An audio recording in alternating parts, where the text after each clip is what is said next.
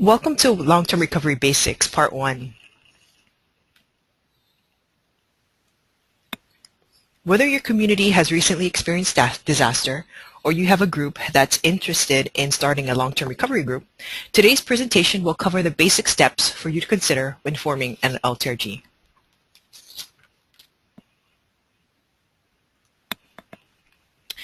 So before we start today's presentation, I would like to take a few minutes to introduce CWS and speak a little bit about our organization.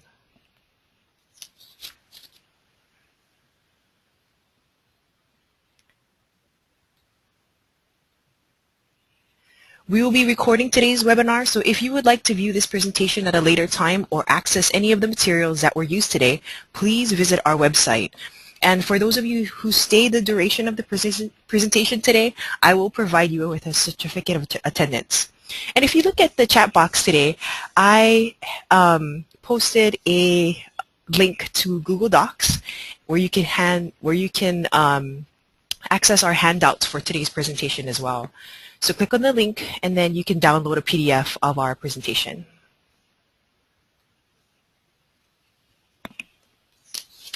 Church World Service was founded in 1946 in the aftermath of World War II. So 17 denominations came together to form an agency to do in partnership what none of us could hope to do as well alone. In its mission, it was to feed the hungry, clothe the naked, to heal the sick, comfort the aged, and shelter the homeless. In the 1950s and 60s, CWS expanded its reach across Asia, Africa, and Latin America. CWS recognized early on that to be successful, projects and programs must come from the people themselves and not to be imposed by others. Later in 1976, in order to provide greater support for refugees and their sponsors in the U.S., CWS established refugee resettlement offices in various parts of the U.S. And it was also in the 1970s that CWS began responding to U.S. disasters, which was the birth of our program.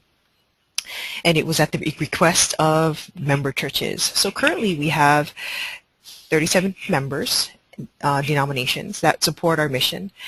CWS is active in more than 30 countries globally and is a member of the ACT Alliance and also Interaction and ICVA. So that's a little bit on who we are. Now I'll go over what we do. Here are a few issues that we address both internationally and domestically: hunger and malnutrition, emergencies, refugees, immigration, and advocacy for all of the above.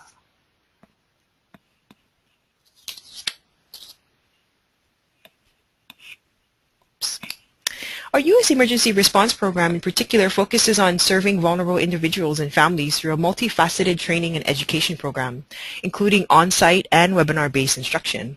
We also coordinate directly with federal, state, and local agencies, bringing together community and government resources to help ensure that everyone has a chance to recover. Following a disaster, after the initial stages of rescue and relief efforts, many communities find there is still a long way to go and to find a new normal in their communities. So we offer training. We offer recovery tools and training, which is a one-day workshop led by CWS disaster specialists and leaders from denominations and other groups, with information to assist long-term recovery organizations understand the efforts necessary to lead a community to a new normal. We also provide consultation. Or we also call it community-specific training, which can be designed by community leaders and CWS disaster specialists. CWS does not have a cookie-cutter approach to training and education, but we will design an educational and training opportunity that will meet the unique needs and desires of a particular community. We also have follow-up and mentoring education, mentoring and continuing education, excuse me.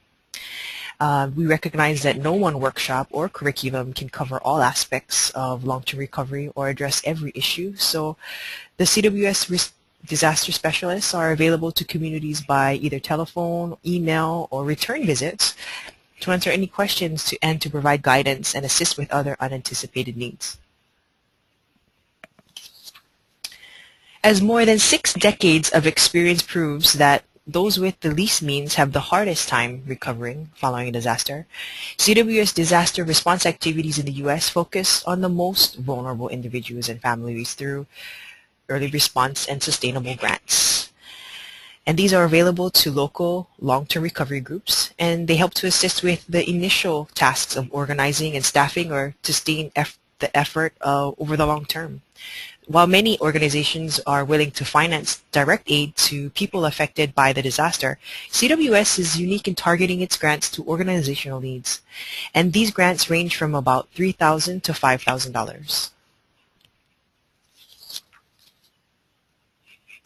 Before we get started today, I'd like to introduce our team. At the top, we have Barry Shade. He's our Associate Director for Domestic Emergency Response, and this is his contact information. Let's go clockwise. So below him, we have Joanne Hale, and this is her contact information, and she resides in Buffalo, New York. Below her is my information, and I live in Honolulu, Hawaii. Next to me is Suzanne Gilmore, and her contact information, and she resides in Manhattan, Kansas. And above her, we have Sandra Kennedy O's, and she lives in Mobile, Alabama, excuse me. And this is the regional map with all of our territories defined. Joanne is on the far right in green, Suzanne in blue, Sandra in red, and my states are in yellow.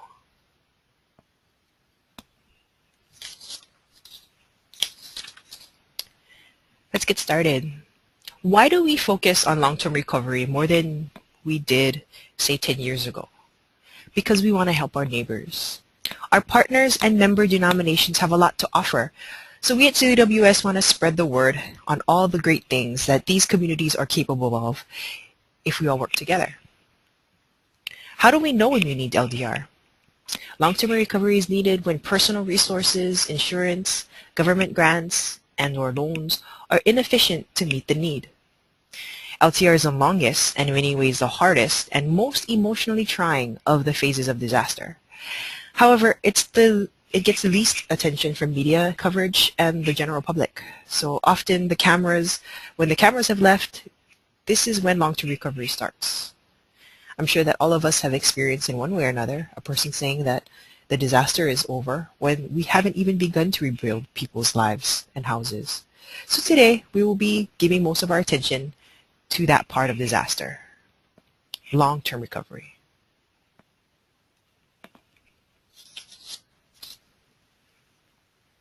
Please take a look at this graph, and you may have seen it before. The rule of tens is a very general estimation that can vary greatly upon the type of disaster and the resiliency of the community. Nevertheless, it gives LTRG a good estimation of the time long-term recovery may take. However, the rule of tens can give us a starting point to see approximately how long the recovery process may take.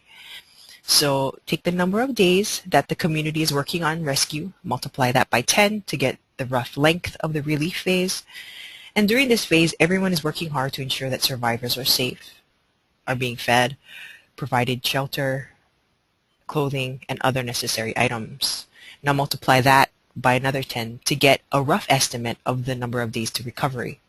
So graphed here are 10 days, 2 days, and 7 days of the initial rescue phase. In the darker color, you can see that the relief phase, and finally in the lighter time, you'll see the estimated the relief phase, and then the darker color is the recovery phase. So if we apply this rule to Superstorm Sandy in 2012, recovery lasted around 21 days, and that brings us to about 210 days, which is multiplied by another 10, which brings us to 2,100 days, which is nearly 6 years until recovery will be completed.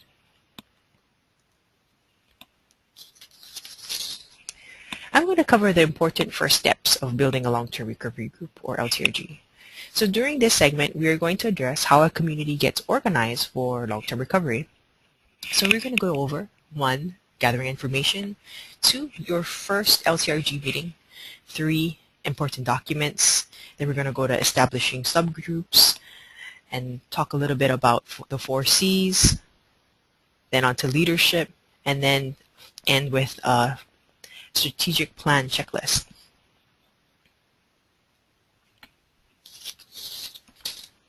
Two important factors that you must determine is the impact that the disaster had on your community and the capacity of the organizations that are already present. So knowing these factors will help you move forward.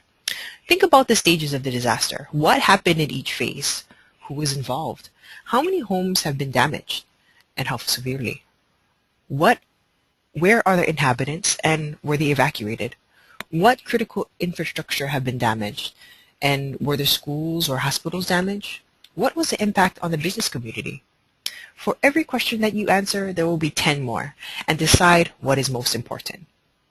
What are the community strengths? And how prepared was the community before the disaster?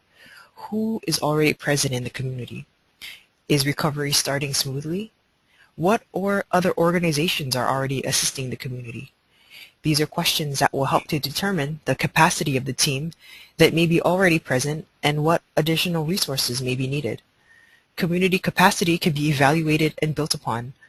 The best use of all organizations' resources and strengths will largely determine the success of disaster recovery in the long term. So this slide summarizes the 4 key points and objectives. Find. Recovery means to find the most vulnerable in your community. Identify. Identify unmet needs so that the disaster case manager and the survivor can ultimately develop a recovery plan. Develop.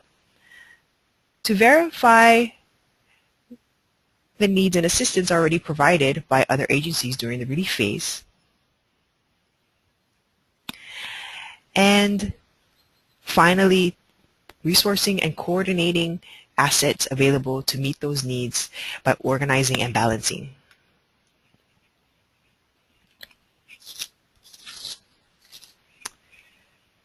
A thorough assessment of the affected area is necessary.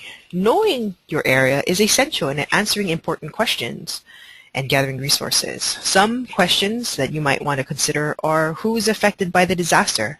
Are there vulnerable populations included in the disaster? If so, how many? Were individuals and families in public housing affected? What is the socio-economic status of the affected population?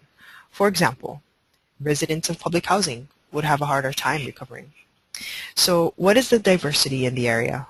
Are there people of color or different cultural backgrounds that are meeting and trying to recover after disaster? Write your questions down and bring them with you as you assess the community. So next is to identify.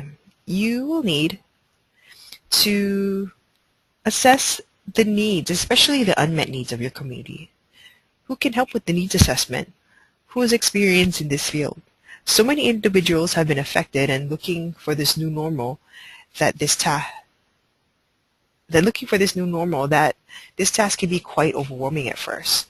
Talk to your female vow, local pastors, food banks, and other social service organizations.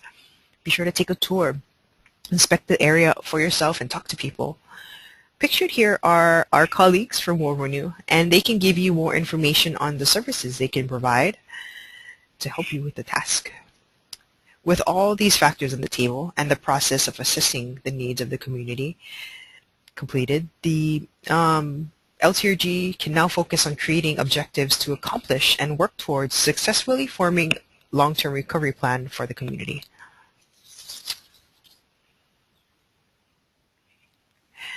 You will also need a set of priorities, and you have to know who exactly your clients are. We usually define the most vulnerable population are those who are elderly, children, single parents. Cultural diversity is also on the list. Income level, language, literacy, mentally or emotional fragile, physically or developmentally disabled, religion, spiritual traditions, new immigrants, farm workers, those who are undocumented, and the homeless. We also need to address two other factors important, which are two other important aspects of long-term recovery, which are needs and assets. Well, not the most visible or the most exciting part of the recovery process, these two are fundamental to all that follows. So not surprisingly, many new assets and new needs will surface as the recovery proceeds. But to begin the process, a long-term recovery group needs to take a systematic look at the initial assets and disaster cause needs in the community. So now that you have information at hand, it's time for you to start your first meeting. You may feel that you do not have enough information, or you may not know what to discuss when you get everyone together. So do not worry about not having enough information. You will quickly gain information from those attending, and you will be able to gain perspective on what other information you may need. Now we will go over what to discuss in your first meeting. All of this will lead to your first meeting. So the first few meetings of the long-term recovery are very important. There will be a lot of pressure to get started, and some may think, let's not waste any time on the process. Let's get to it and start, realizing how great the need of the community is. However, it is important to resist that pressure. The success of the long-term recovery group will depend on the trust that is established within the group right from the get-go.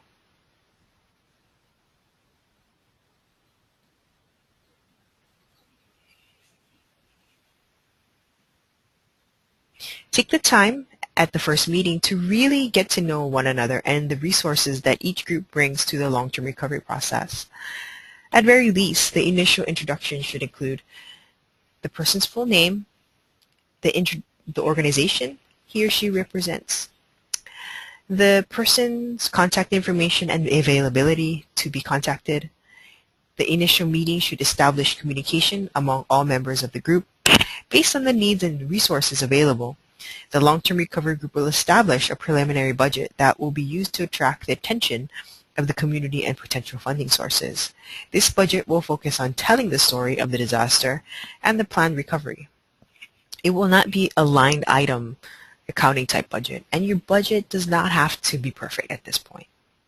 It is more to help you plan, and accounting budget will be needed in different areas of the LTRG, and it may take weeks, months, and even up to a year to create a budget.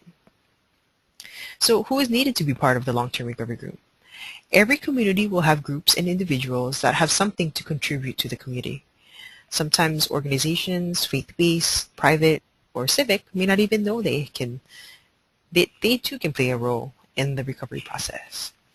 If you have people and property to offer and to protect, if you have money, materials, and muscle, and if you care about the most vulnerable and you want to help your community, then you need to be part of the LTRG.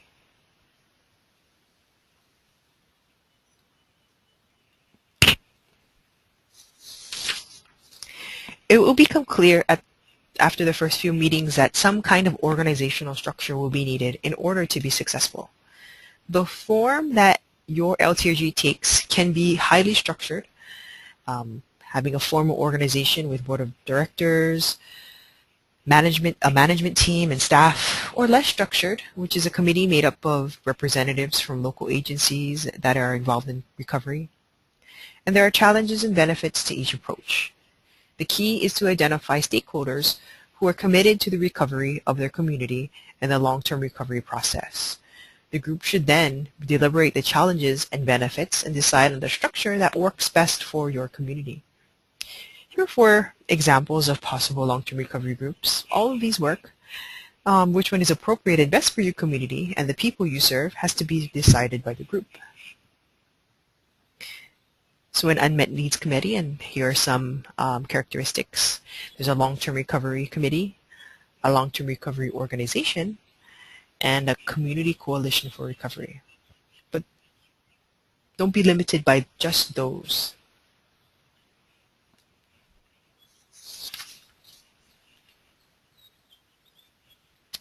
Now it's time to take the first steps towards goals and objectives for your group. You should consider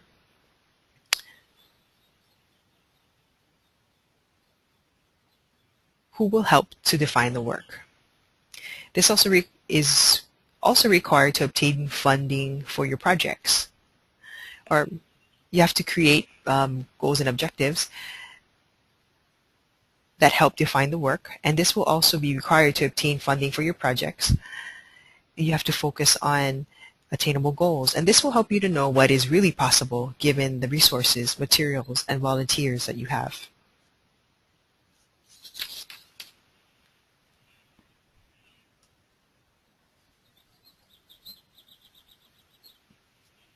As the community begins to pull together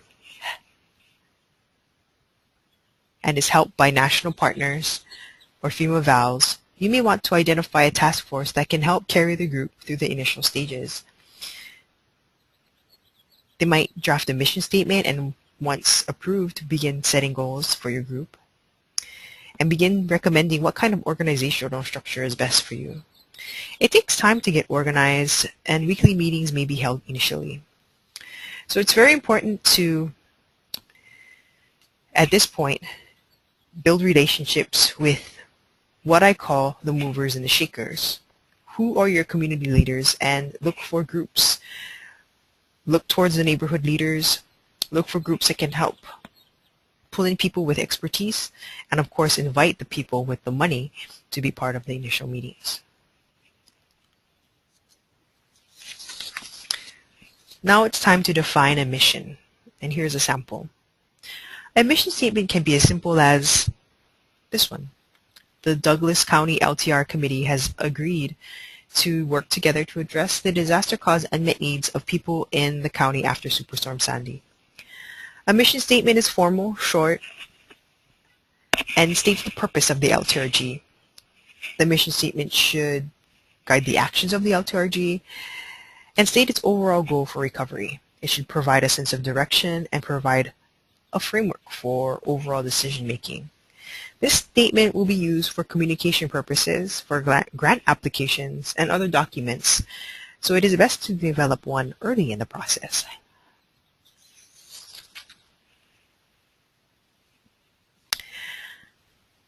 As a mission statement helps to define the need, the bylaws act as a philosophy and the services that the LTRG will provide. So even if they are informal, they will help to identify how the LTRG intends to operate organizationally and how it will relate to the larger community. So defining the governance structure for the LTRG is of particular importance within the bylaws.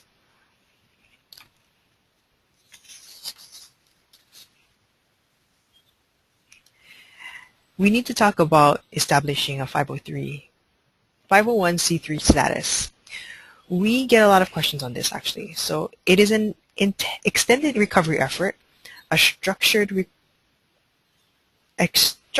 group may start out by using an existing nonprofit as its fiscal agent. It may continue this for the duration, but many will find it advantageous to move to having its own incorporation and tax-exempt status. To maintain transparency, good accounting is critical. It can be accomplished by having its own treasury or using the services of a community organization that regularly handles money for other organizations. If the long-term recovery group chooses to use another fiscal agent, it needs to ensure that the group retains the right to distribute the money independently. So the LTRG has a responsibility of reporting to donors, stakeholders, and the community as a whole, and it makes it easier to begin to control the funds rather than having the physical agent decide on how to spend the money. So this is so that checks can be drawn on the account to address the group's needs and at the convenience of the fiscal agent. Also, advocacy and education. Advocacy on behalf of the clients can assure that each client's unmet needs are looked at on a case-by-case basis. Advocacy can ensure that a particular neighborhood, community, or vulnerable population is fairly treated in a widespread disaster. Advocacy can also be shared within the political administrative structure to ensure that sufficient resources are devoted to recovery, mitigation, and resiliency projects. Please do not forget to address the importance of confidentiality in all things the group does. Disaster case managers and other members of a long-term recovery group will have to respect the client's right to privacy.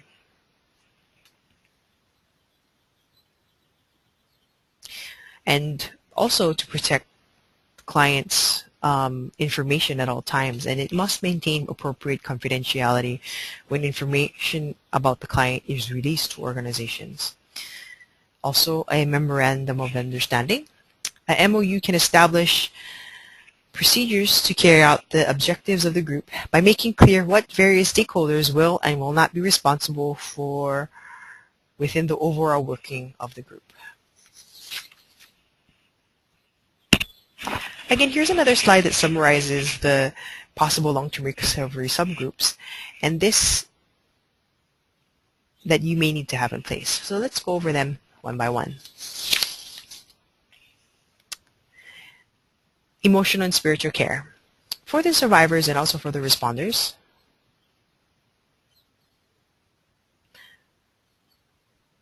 education, resource development, both monetary and materials. There's volunteer management, donations management, construction management, disaster case management. There's communications and advocacy, and education.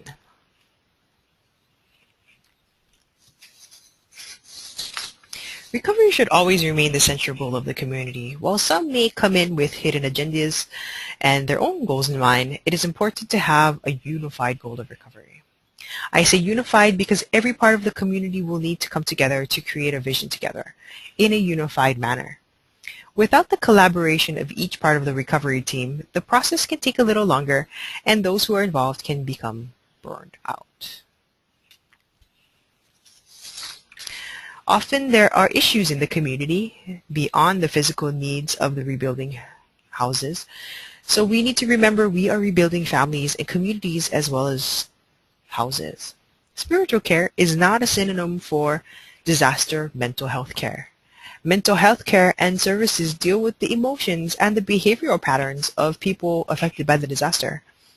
However, spiritual care works with individuals, families, and communities as they withdraw energy from the past and find ways to embrace the new normal. Caring for the community as a whole will help them integrate this experience into the story of the community.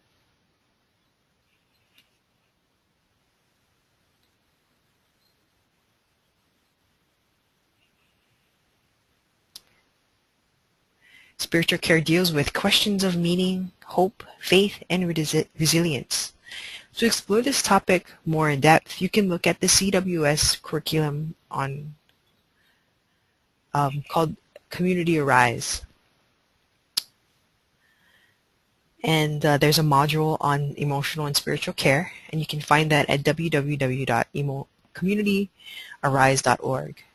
And that website will be shown at the end of today's presentation. It is essential to the well-being of the entire community to have spiritual care as part of the LTRG to help each individual from burning out. And we will have this website at the end of the presentation for you to take down.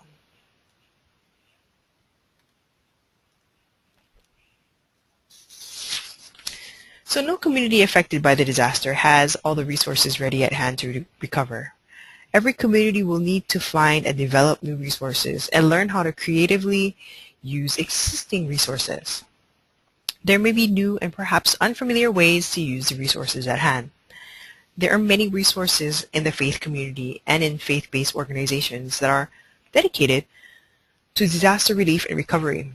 Identifying, applying for those resources is a part of the process as well. The more resourceful the long-term recovery can be, the more resources will come its way.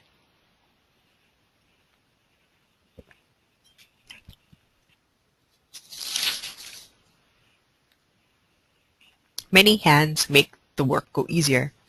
Volunteers are very important in every phase of the disaster cycle, from sandbagging a levee to clearing away debris. Volunteers are important assets in the community. There are three types of volunteers. Affiliated volunteers, and these are attached to recognized organization. There are unaffiliated, which is also known as spontaneous or emergent volunteers. that want to assist in recovery efforts without fully coordinating their efforts. And conversion, individuals or groups that are there and have a desire to assist outside the system of jurisdictions. It is important for volunteer group work to be recorded. Volunteer work hours can be useful for volunteer records as well as the LTRG. Volunteer work has a dollar value that can be referenced when fundraising. With many different types of volunteers in the community, it is important to put an effective volunteer management system into place that will serve as a vital link in connecting resources to unmet needs. Volunteer managers will oversee a number of functions, including communications, accommodations, health and safety training, orientation, debriefing, recognition, and evaluation.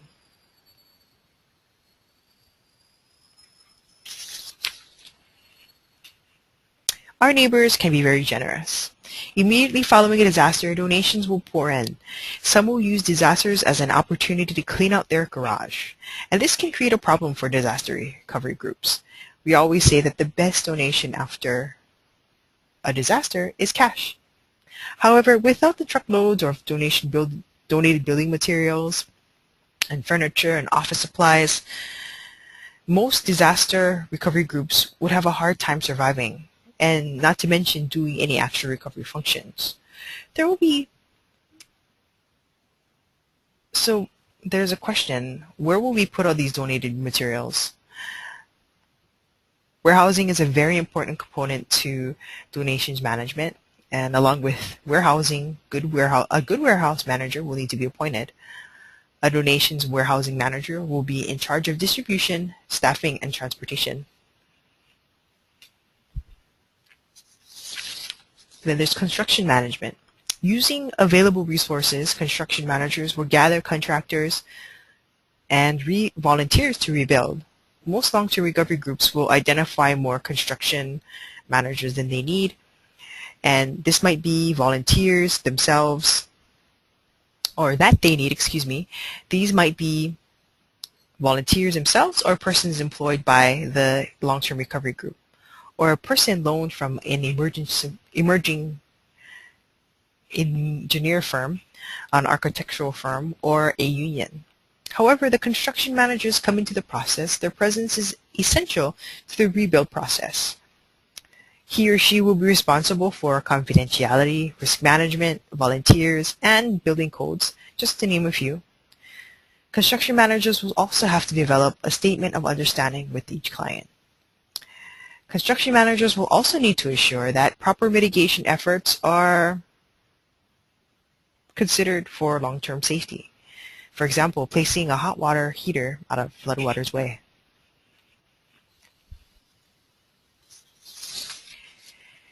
Engage in a comprehensive disaster case management system. Disaster case managers, or DCMs, are responsible for verifying unmet needs and maintaining records. Networking with organizations can help guide the client through recovery.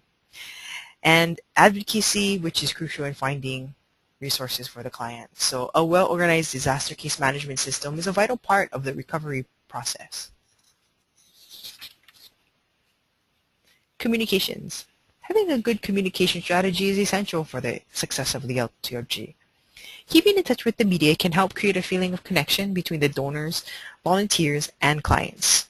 Hearing about successes can help give survivors a sense of hope in the long term. Be sure to remember important milestones in recovery and report them to the media. If your LTRG is not prompt in doing so, the media may look for the worst stories in the community and report on that instead. Many times they'll look for a scandal, and if you want good news stories, you have to give it to them. Make the job for the press easy by giving them stories.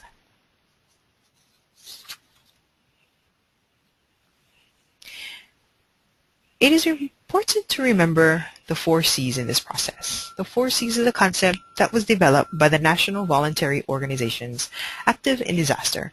And let's talk about them briefly. There's cooperation, because we can't recover alone. And we recognize the value of working together.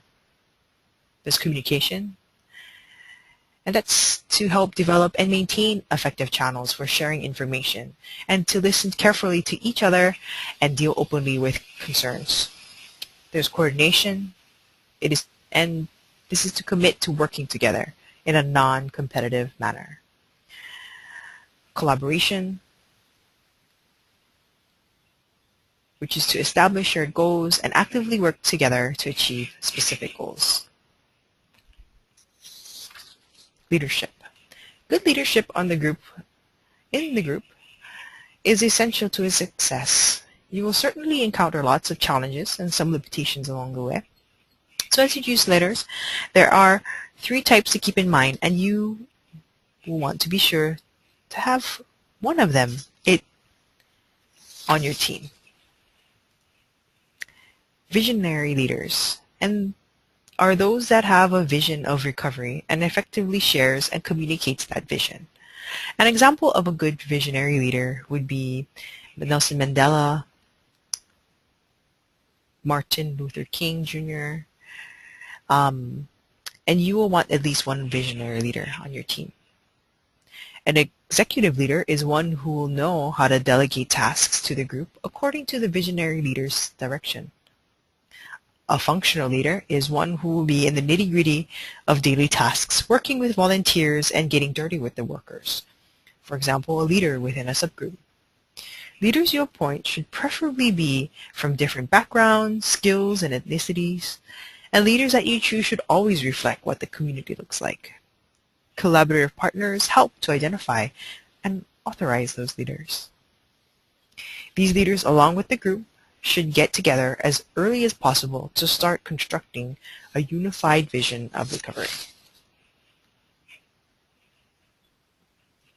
Your LTRG will be handling financial resources, confidential and information, and it will be providing help and other resources to help people in the community who have been traumatized by the disaster.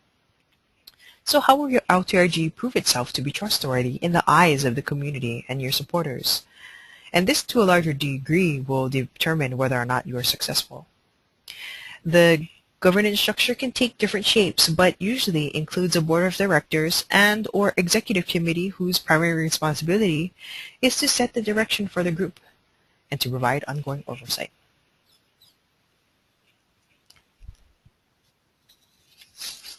This is an example of a checklist that can be developed to help you move through the process. The more organized you are from the get-go, the easier it will be to manage your group for the long term. And you can add more to this list as time goes by, as you realize what you need. So we just covered gathering information, your first LTRG meeting, important documents, establishing subgroups, the 4 C's.